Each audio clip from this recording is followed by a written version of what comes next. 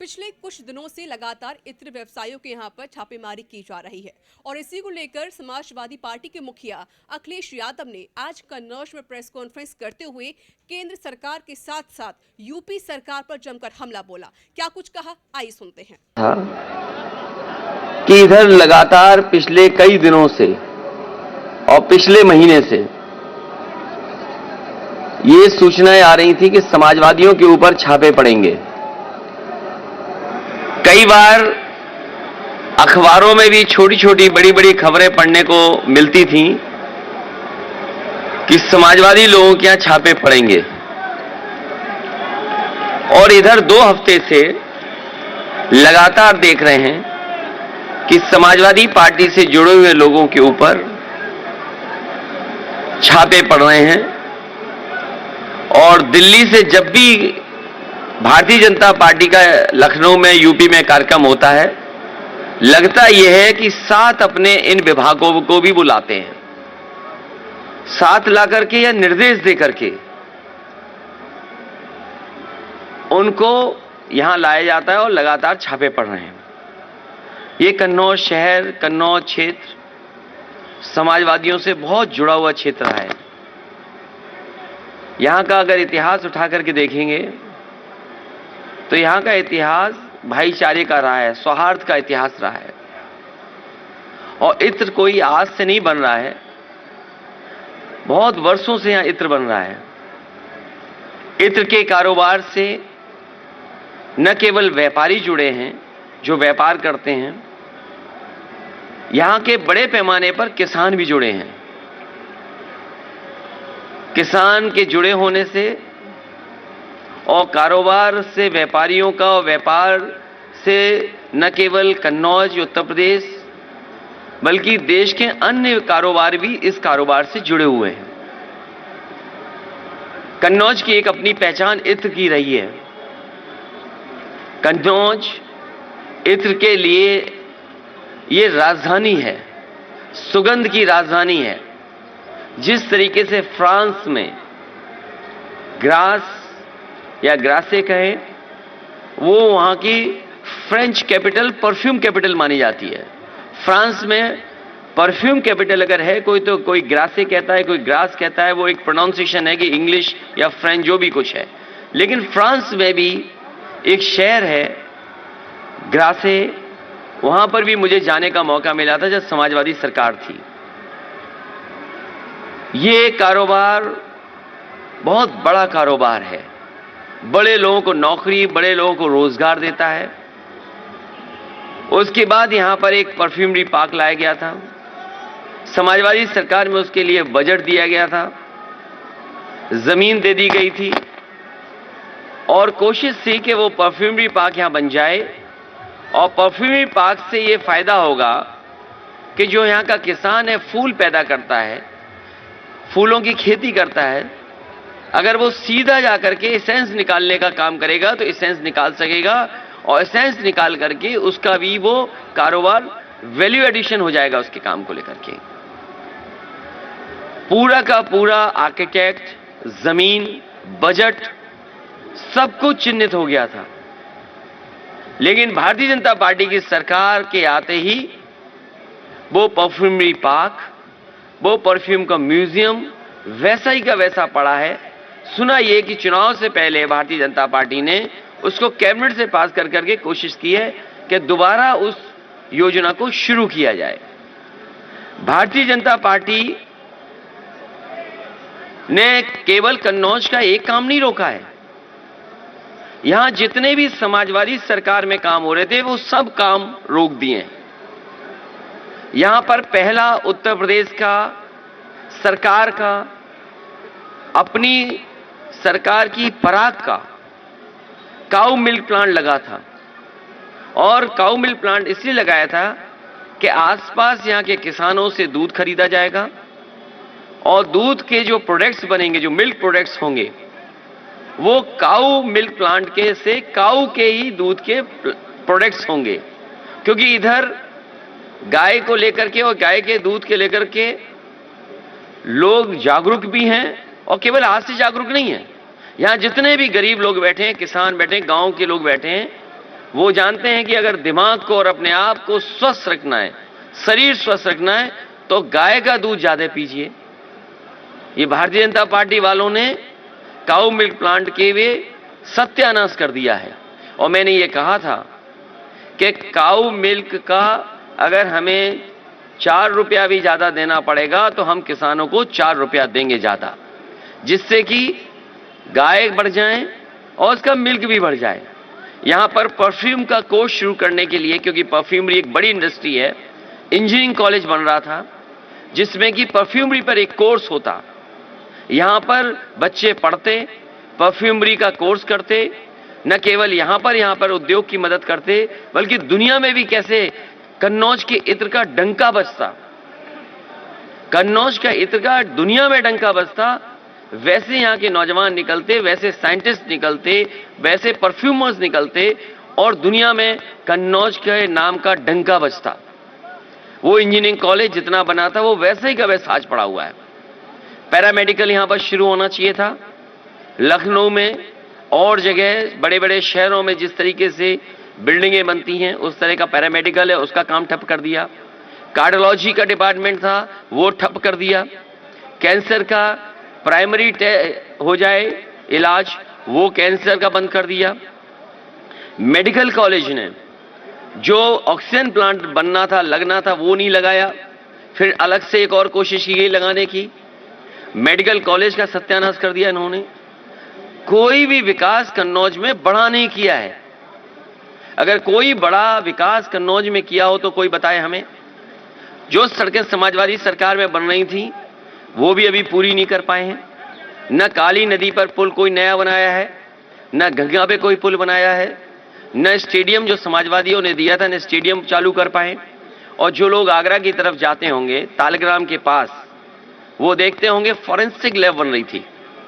वो जो ऊंची सी बिल्डिंग दिखती है वो फॉरेंसिक लैब की थी, जिससे कि लॉ एंड ऑर्डर में कानून व्यवस्था को लेकर के या कोई क्राइम हो जाए उसकी मदद के लिए उसमें रिसर्च हो सके और सही जगह पर और सही लोगों को सजा मिल सके। फॉरेंसिक लैब में पुलिस को मदद मिलती।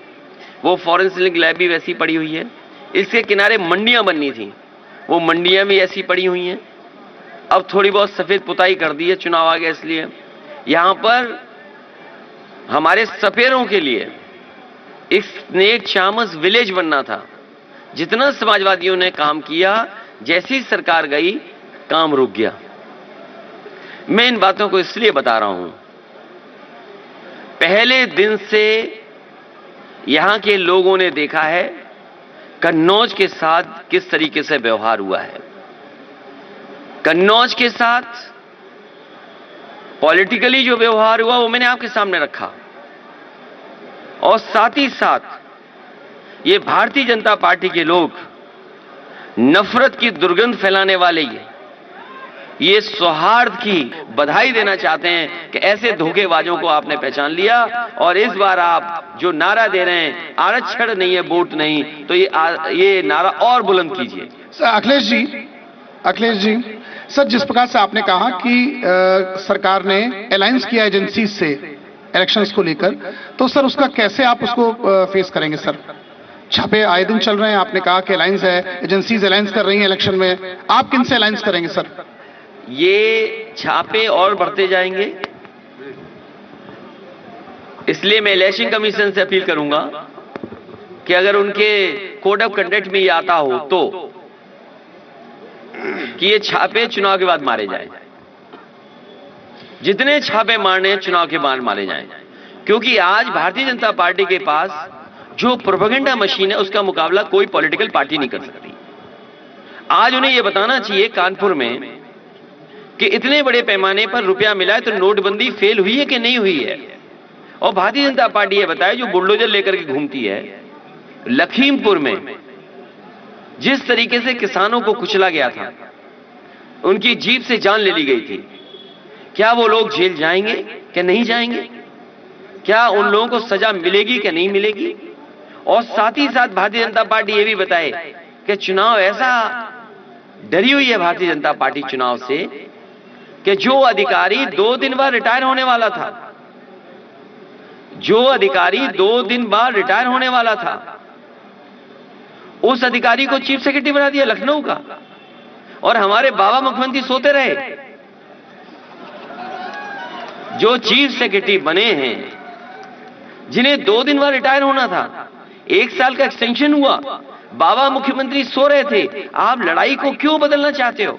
ये छापा इसलिए पड़ रहा है कि झगड़ा चल रहा है दिल्ली और लखनऊ में, क्योंकि लखनऊ वालों ने दिल्ली वालों को उप मुख्यमंत्री नहीं बनाया था। याद कीजिए, एक अधिकारी को पहले रिटायर कर दिया गया 2 साल पहले, और यह भरोसा दिलाया गया कि आप लखनऊ जाओगे तो उप मुख्यमंत्री बन जाओगे। वो भागते रहे, दौड़ते रहे, एक कमरा मिला, दूसरा बंगला मिला, भटकते रहे, लेकिन उन्हें मंत्री नहीं बनाया गया, उन्हें कहीं कूड़ेदान में फेंक दिया गया। और अब दिल्ली वालों का मौका था। पहले दिल्ली वालों ने पैदल पैदल चलाया, फिर उनकी फोटो खिंचवाई दूसरी, और फिर दिल्ली वालों ने जो अधिकारी रिटायर होने वाला था 2 दिन बाद, उसका एक्सटेंशन दे दिया, और एक्सटेंशन दे करके उसे चीफ सेक्रेटरी बना दिया। बताओ ये खबर क्यों नहीं है? इत्र के छापे से बड़ी खबर है कि जो अधिकारी 2 दिन पहले रिटायर हो रहा था, उसको 1 साल के एक्सटेंशन देकर के यूपी का चीफ सेक्रेटरी, और किस लिए? क्योंकि यूपी में चुनाव है। ये घबराई हुई है भारतीय जनता पार्टी इसलिए कि वो हर सेटिंग कर रही है, हर जुगाड़ कर रही है। अभी आपने जुगाड़ वाले रथ नहीं देखे उनके? अभी जुगाड़ वाले रथ जो थे, इतने तो जो भीड़ आती है उतनी तो चौमीन के ठेले में भीड़ आ जाती, जितनी इनके रथ यात्रा में नहीं आ पा रही भीड़। आप कहीं चौमीन का ठेला लगा हो, वहां ज्यादा लोग दिखाई देंगे आपको, इनकी यात्रा में नहीं दिखाई दे रहे। और एक समाजवादी रथ देखो 6 रथों पे भारी था, इसीलिए छापा पड़ा है। अखिलेश जी, कन्नौज में आकर के आज आप प्रेस कॉन्फ्रेंस कर रहे हैं, मैसेज क्या देना चाह रहे हैं? वैसे छापे का नहीं पता था मुझे कि यहां भी छापा पड़ जाता, और मैं इस कोशिश में था कि मैं जाता पुष्पराज जैन जी के पास, उनसे मिलता और समाजवादी परफ्यूम लेकर के आता और आप लोगों को बांटता। अब बताओ मैं पुष्पराज जैन जी के यहाँ जाऊंगा कैसे? जिस इत्र को बदनाम किया इन्होंने, मेरा केवल यह मकसद था कि 2021 बहुत खराब गुजरा। 2021 में लोगों ने देखा है कि किस तरीके से दवाई के लिए, किस तरीके से बिस्तर के लिए, किस तरीके से लोग ऑक्सीजन के बिना मिले जान चली गई। बहुत से परिवारों के सदस्यों की जान बच जाती अगर समय पर दवाई, समय पर अस्पताल और समय पर ऑक्सीजन मिल जाती, ये मेडिकल कॉलेज ना होता तो शायद बहुत लोगों की जान चली जाती। लेकिन ये भी मेडिकल कॉलेज को पर्याप्त साधन नहीं दिए। और मुझे याद है भारतीय जनता पार्टी के विधायक के भाई डिप्रेशन में आकर के, वो बताओ छत से कूद करके उन्होंने जान दे दी थी कोविड में। कौन भूल जाएगा? यहाँ न जाने कितने लोगों की जान गई है कन्नौज में, जिनके पास दवाई नहीं थी, इलाज नहीं था, जिनकी जिम्मेदारी थी इलाज, दवाई, बिस्तर देना, वो दूसरों पे आरोप लगाते हैं। विपक्ष के लोग कहां थे? और सोचिए यही हमारा यहां पर है घाट जो समाजवादियों ने बनवाया था। कन्नौज के लोग जानते होंगे, यहाँ के पत्रकार साथी ने तस्वीरें देखी होंगी, खींची होंगी, रखे होंगे, कितने लोगों की जान गई है, कितने दाह संस्कार इकट्ठे होते थे इसी घाट पर। यही कन्नौज का मेहंदी घाट, न जाने कितने लोगों की यहाँ पर दाह संस्कार हुआ है। लकड़ी नहीं पूजी यहाँ पर, सोचिए। हर दिन अखबार में निकलता था, हर दिन में जानकारी हासिल करता था कि क्या मदद करें, कैसे पहुंचाएं, क्या ना कर सकें। लेकिन लोगों के लिए, चिता के लिए ये लकड़ी नहीं दे पाई भारतीय जनता पार्टी के लोग। ये भारतीय जनता पार्टी के लोगों की वजह से गरीब लोगों ने अपने परिवार के सदस्यों को गंगा में बहा दिया। कितनी लाशें बही हैं, चील कौवे खाते हमने देखी लाशें। और केवल कन्नौज नहीं, उन्नाव, इलाहाबाद, वाराणसी, आपका गाजीपुर और बक्सर तक यूपी की लाशें पहुंची हैं। कैसे भारतीय जनता पार्टी अपने फेस करेगी इन चीजों को? कभी भारतीय जनता पार्टी इन लाशों की बात नहीं कर रही है। बताओ एक भी नेता ने अगर लाशों को लेकर के बात की हो कि कब्रिस्तान में या शमशान में जगह नहीं थी लोगों की? जिसको सच्चे फूलों से पसंद हो, हमारे मुख्यमंत्री पूछे ये पेड़ का नाम क्या है, वो बता ही नहीं सकते। हाँ, सांड कौन सा ये बता सकते हैं। मेरा एक सवाल ये है, इसलिए मैं आपको भरोसा दिलाता हूं कि जो परफ्यूमरी पार्क बन रहा था और जो परफ्यूम का एक म्यूजियम बना रहे थे, वो इसीलिए बन रहा था कि यहाँ का कारोबार कैसे आगे बढ़ाया जाए। वन डिस्ट्रिक्ट वन प्रोडक्ट में कन्नौज के साथ भेदभाव हुआ है।